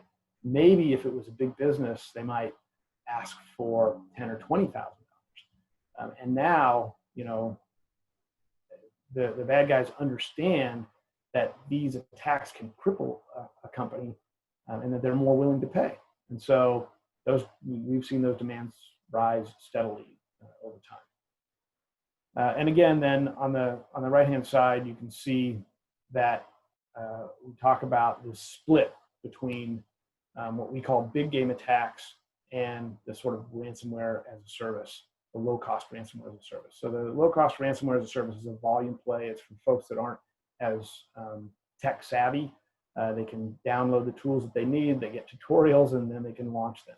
And they will typically go after the smaller game, the small to medium-sized enterprises that are less protected, more easy to fool, or more easy to get past their security protocols. But it's a volume business, right?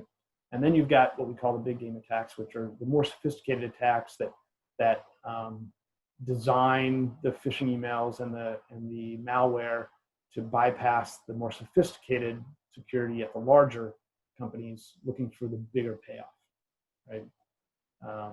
And so, you know, because of the availability of this, ransomware as a service, we're seeing a definite spike in the numbers of those attacks. Again, the Coveware report that highlights the fact that deep technical expertise is no longer needed to participate in the cybercrime economy means that you just have more bad guys out there launching more attacks. Now, I did want to point out the information in blue at the bottom right-hand side of this thing. Remember earlier we talked about the fact that data breaches were actually decreasing, right? So the bad guys simply looking for data has been going down. However, we've seen a new trend in the ransomware attacks that is going to change that dynamic a bit. And that is the fact that it used to be a ransomware attack that injects some malware into the system. It would encrypt your data, it would lock down your systems, and they would demand a ransom to get that decryption key and to unencrypt all that data and to get your systems back up and working again. But they weren't trying to steal anything. They weren't going into the system and looking around and rummaging and pulling stuff out. They were just simply hitting it with the malware, asking for the ransom payment, potentially giving you the decryption key, and then walking away. Recently, we've seen much more insidious attacks where once they get into your system with that malware and are able to lock down the system and create disruption, they also continue to look around the system and exfiltrate valuable data, right? And they're doing that for two reasons. One, it increases their leverage when it comes to demanding a ransom, right? So if they say, not only have we locked down your data and to get it back, you need the decryption key, but we also have your data, and if you don't pay us, we're going to release that data, and you're going to have a data breach on your hands, as well as this ransomware, as well as encryption attack, right? And so now, not only you're combining a ransomware attack and the disruption to your systems with a data breach and potential third-party liability and regulatory issues and reputational harm that's going to come with that data breach. And of course, there are no honor among thieves. So even in instances where the folks pay to keep their data from being leaked, we're finding that the data is being leaked anyway, or the bad guys are returning and saying, well, okay, thanks for the initial payment, but we still got your data and we're still going to release it if you don't make a second, if you don't pay us more. So it's definitely a disturbing trend that we're seeing in the area. And I know, Cheryl, you said that you guys have seen some examples of this. Yeah, it's unfortunate, but they're not, if they don't get ransom payments, the next step is the extortion piece of it, and any piece of data is valuable. And we've seen groups that do what they call shame boards. Basically, if you don't pay within a certain amount of time, or show interest that you are going to be paying, they start putting data publicly on these websites to identify and expose your PII, PHI, all sorts of things until you do make the payments. And then even then, by that point, you've already angered them, and they don't care if you pay or not at that point, but will ask you to pay to take down the data. And then it's a whole nother type of extortion that they're demanding at that point. Right. All right. So we don't mean to just scare everybody with all the horrible things that are happening out there in the world with cyber attacks. So Cheryl's going to walk you through a little bit some of the more standard and potentially easy to do items that can mitigate that risk. Absolutely. And so when we go in for a recovery engagement, the first things that we look at are getting core infrastructure pieces up, and just the simple things that clients or insured can implement to mitigate any risk as they're rebuilding to where they previously were. So the first thing is multi-factor authentication. We say to have that for all your remote users, any remote access into your environment, and also to email. It just makes it that much harder for an attacker to, get privileges, move around in your network, because everything is now requiring a two-factor authentication mechanism. And then that usually stops them. And if not, they're more sophisticated, they've figured something out, they know what you're using. Something the next thing that we typically say is have good network segmentation, and what we mean by that is don't let one if you have a computer and you can see all the other computers, all the other things on the network, that shouldn't be the case. It should be a user should only see what they need to see, and have access to the things that they need to have access to, and all of your super secret information, your PII, all the crown jewels need to be in its own segmented network, not accessible only to the people that absolutely need it. And even with that, there should be multi-factor authentication, access to those types of systems, and then encryption as well. The other thing that we see is every user is given lots of privileges. We take the best practice approach here and do the least privilege approach. So unless you need it, it's not typically given. And so you should not have your user shouldn't have the same level of privilege as a system administrator, or, even greater than that, a domain admin. And it should always be practicing this least privilege account management for all of your users. And in the time of COVID, something that we see that's very important is having a central management system. And what we mean by this is some mechanism, whether it is a third-party product or something that Microsoft provides, but a way to manage all of your systems, to provide patches, updates, deploying additional security software too. It's just, it's a key component to be able to get to all of your systems in an environment quickly and efficiently. Without it, it just adds the hours and the manual process to have to check and ensure that your systems are all up to date and current, and isn't the risky workstation that's going to expose everyone else to some sort of attack. And so having a central management system is very key there. And then, knowing your data, knowing the type of data that's in your environment that's important to businesses in different industries, and then protecting it is really something, we find that when we get into environments, they know their data, they know where it resides, but it's not necessarily being protected in the right way. So we really recommend, again, looking at network segmentation, having the proper protection mechanisms, especially for your data that's sensitive. And then, looking at the next two things, security technology, everyone has AV, they do AV really well. If you're in an industry that's a key target in some of these types of attacks, it's highly recommended to look at next-gen AV and or endpoint detection and response products, which really provide the next level of monitoring and alerting to sophisticated attacks.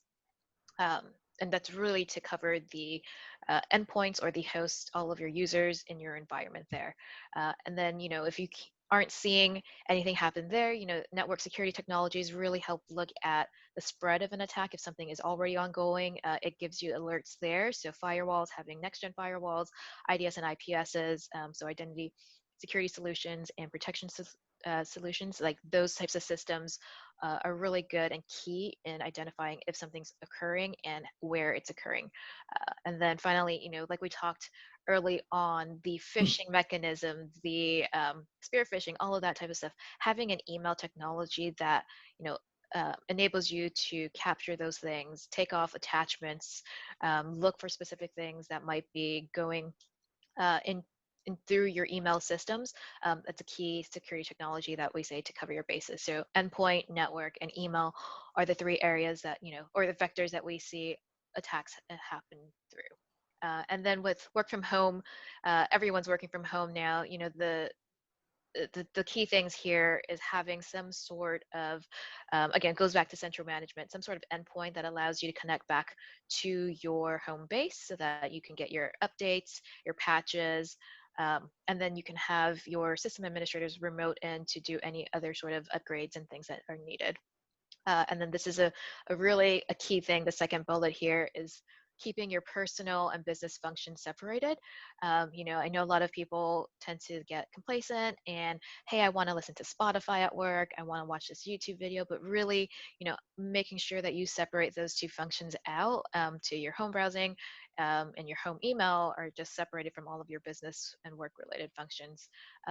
Michael, I think recently I saw in the news that, a company was compromised because they checked their Gmail account, personal Gmail account, and opened an attachment, and that led to an outbreak in that environment. So that's definitely a key, component when we say to separate those two functions there.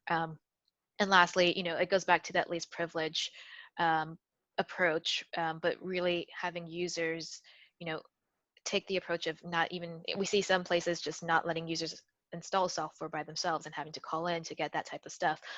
From work from home, that might be a better solution for, companies that are moving that way, just to eliminate that risk there. But again, simple things that we can see that insureds can take to really mitigate the risk in being that next target for these threat actors. Yeah, and a couple of things jumped out at me there on that list. Obviously, we're all getting sort of used to multi-factor authentication now. We're all, we sign in and then we get an email or a text or something that has another code that we have to put in there.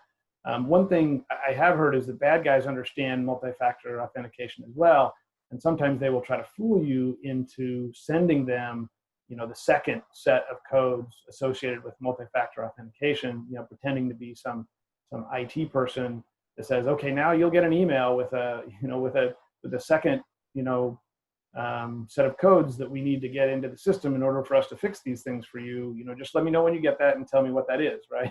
And so it's not foolproof, but certainly something that folks should be concerned about. And then the other thing was the last thing you talked about on the work from home, and that's keeping your personal and business functions separate. We all know that even when we went into the office, we would occasionally, go online or try to check our personal email or whatever the case might be. But those work computers had protections, typically speaking. Those work computers had protections against that. They wouldn't let you go to certain websites, and they wouldn't let you download certain things, click on certain things, even if you were on your personal email.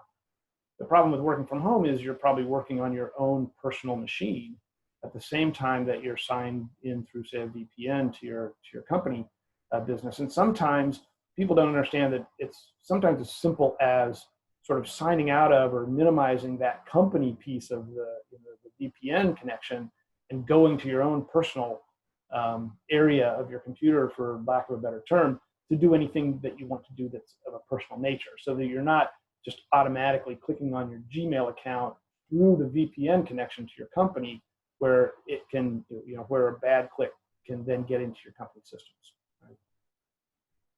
Right? So let's talk a little bit specifically then about, we talked about ransomware and about locking down systems and about corrupting data and all that stuff. And so, one of the things, that you can do to protect against that is having a good disaster recovery and business continuity plan. And could you tell us a little bit about what that might look like? Yeah, this is probably the best battle against ransomware that we know that exists. So, if clients have a backup plan and good backup strategy, it's really the easiest way to not have to pay a ransom, right? Your data is backed up, it's in the cloud, it's secure, it's offline. Having some sort of hybrid backup strategy approach for clients is something that we recommend as a very easy way to, battle against the ransomware attacks that we're seeing. Oftentimes when we go in, backups haven't been tested. They're encrypted because they're connected to the rest of the network. There's not a robust backup strategy. There's not a cloud version and an offsite version. It's just one on, connected. And once it's gone, it's gone. And then you're left to either build from the ground up or, paying the ransom. And so we always say, make sure you have good backups. That all your critical applications and infrastructures are being part of your backup strategy, and that you test them continually. Just, in the case of any, ransomware or disaster recovery, because that's always unpredictable as well. It helps to mitigate the losses there and helps the recovery process speed up tenfold. Great. All right, so we've talked about some technical solutions. We've talked about obviously the issues and the what the bad guys are doing. So again, because this is an insurance conference, let's spend just a little bit of time talking about the insurance component. So, no cybersecurity system is foolproof. And as we know and have seen, the bad guys are getting smarter and more numerous. So some people would say, and this has been often quoted and said by folks in presentations, that it's not if, but when your systems will be breached or you'll have an event. I'm not sure, that I would be quite that certain about it, and certainly that shouldn't keep you from trying not to be the when part of a data breach or a system security breach. But there is a way that you can, another way obviously that companies can protect themselves, and that is through risk transfer through a cyber security insurance policy. I won't go into the whole history of cybersecurity insurance policies. They started probably just before Y2K. They looked a lot different than they do now, but they are becoming pretty sophisticated, pretty broad, and they are anticipating a lot of these potential issues and finding ways to protect your company and help cover them. So let's map some of the risks that we've talked about and some we haven't talked about to what part of a cyber insurance company might be most likely to protect a company in that instance. I will give one caveat before I go through this list. Any part of a cyber insurance policy, almost any part of a cyber insurance policy could be triggered by almost any type of cyber attack or event. So there are pieces and components to all of these attacks that could trigger various different parts of the coverage. But there are some that are kind of designed specifically to address specific issues, and that's what I'll talk about here. So when you're looking at a cyber insurance policy or a cyber insurance program, what are you looking for to make sure these various risks are going to be covered? So we talked about phishing attacks, right? Now, phishing attacks are just a way for the bad guys to either get data or to get access, right? To get credentials so that they can get access to the system. So they can lead to all sorts of other potential damages if they're successful in that phishing attack. But we have seen phishing attacks used most commonly in ransomware and cyber extortion. So you want to make sure you've got that coverage, that cyber extortion coverage, to defend against the ransom or the phishing attacks that are trying to get that malware into the system and extort that money. Obviously, if they disrupt your systems, it could lead to business interruption cover. And the business interruption cover in a cyber policy is just like you would normally see in a property policy, let's say. It's just a different peril, right? Instead of a fire or a flood or an explosion, we're talking about a cyber attack of some kind that disrupts your business. And then along those same lines, system restoration, right? So if you don't get that decryption key, or even if you do, and it doesn't work perfectly from a ransomware attack, you're going to need, there are going to be costs associated with getting all that data back and getting your systems back up and running. So you want to have that system restoration coverage to cover those types of events. So all of these, when we focus back on the data breach part of it, right? So, and again, since that's now a component to a lot of ransomware attacks, it's going to again become more relevant. The protection of confidential information and data, especially on consumers, is the most common area in which we see regulatory actions. In other words, when we see the FTC or when we see the HIPAA regulations being enforced, or new privacy acts like the California Consumer Privacy Act, the CCPA, or if you're over in Europe, it would be the GDPR. So all of these things are focused on the protection of confidential information. Right? And so you might have a regulatory action arise if that confidential information is exposed. You're going to have defense. You're going to have potential fines and penalties. And then you're also going to have some privacy liability associated with that. And it's not just the exposure of the data. It can also focus on wrongful collection and use of that data. And there can be statutory damages in addition to actual damages to folks. So all of those regulatory actions are generally covered in that regulatory defense or in your privacy liability portions of the policy. Cybercrime is something that we didn't talk a lot about. I mean, this is all crime in a way. All cyber attacks are cybercrime, but cybercrime specifically talks about the use of these attacks to steal money, to actually steal funds or to fraudulently defraud a person of funds. A lot of times it's called social engineering. More accurately, it's probably fraudulent transfer of funds or invoice manipulation. But it's basically the use of a computer communications or sometimes less sophisticated methods to get you to transfer money to the bad guys when you think you're transferring that money to legitimate folks.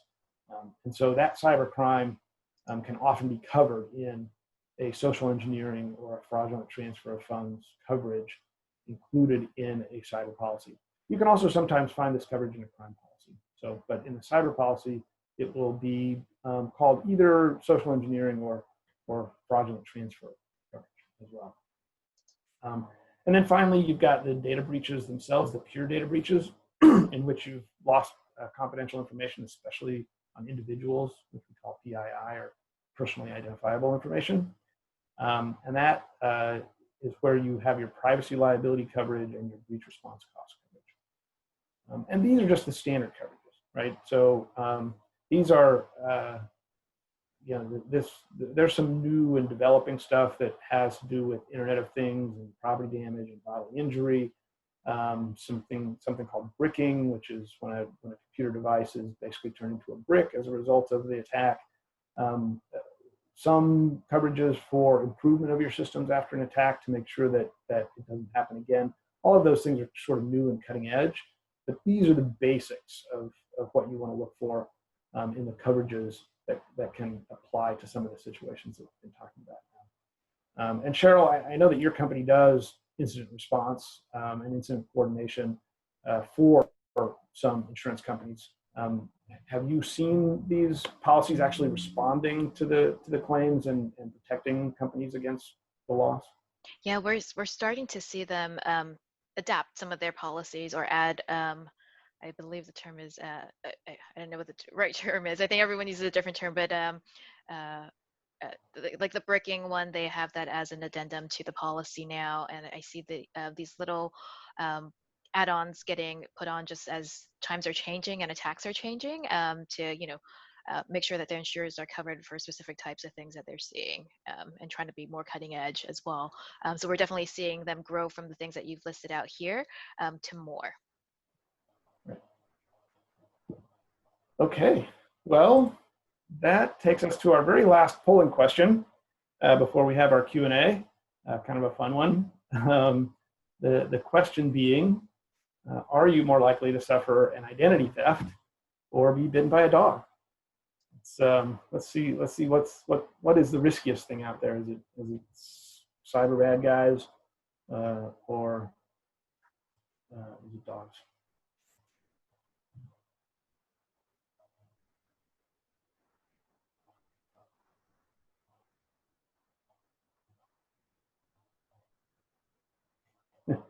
Well, we didn't fool you on this one, and it is not a trick question. It's the answer is identity theft. So the estimated number of people in the United States that suffered an identity theft in 2019 was somewhere between 14 and 15 million people. And there were only an estimated about 5 million dog bites in the United States in 2019. And by the way, the vast majority of all of dog bites don't require any special medical attention and don't have any lasting or serious harm on the person that is bitten. The same is not true for identity thefts. Identity thefts are a huge deal and can be very difficult to overcome and take a lot of time and effort and frustration and really have some significant effects on people. So you are about 3 times more likely to suffer that identity theft than a dog bite. So congratulations on getting that one right. And that leads us into our question and answer session. See, and you can, I don't know, Veronica, are we doing live questions as well as people typing questions into the Q&A? Correct. At the present moment, it doesn't appear that there's any questions in the Q&A section. Well, maybe Cheryl and I have been so thorough in our presentation with you guys that you don't have any questions for us. I know we're running close to the hour that we had scheduled for this time. So we'll give a little more time to see if anybody else has any questions? Any other questions? All right. Well, if not, then thank you everybody for your time. Thank you, Cheryl, for joining me. Thank you, Veronica, for having us. And obviously, if there are any follow-up questions later, we are happy to answer those Yes. Thank you again, Michael and Cheryl. I think this was another great presentation. And it's very important because, to your point, I think people become complacent and they kind of put their guard down, and that's when the bad guys start to look to see who they can attack. So I think it's very important to be vigilant at all times, especially as we continue to work from home, because that's when we're seeing a lot of attacks happening. And for those carriers that's out there, make sure you have that disaster recovery plan in place, because some folks may feel like it will never happen to me until it happens to you, right? So make sure you have that plan in place, you have your cyber policy in place, and continue to be vigilant. So again, thank you, Michael and Cheryl, for this presentation. I think it was a great presentation. Thanks, everyone. Have a great day. Have a great one, guys. All right. So we'll take an hour for lunch right now. So we'll probably come back around, I would say 12:45. And we'll go through the underwriting cycle.